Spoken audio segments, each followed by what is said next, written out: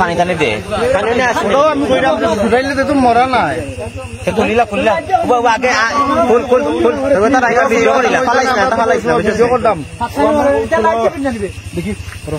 আচ্ছা এখন আতর বান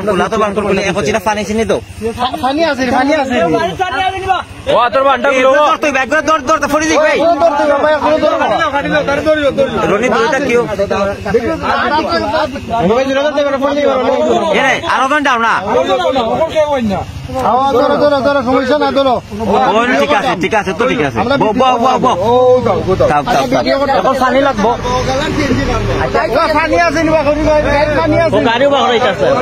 পানি আছে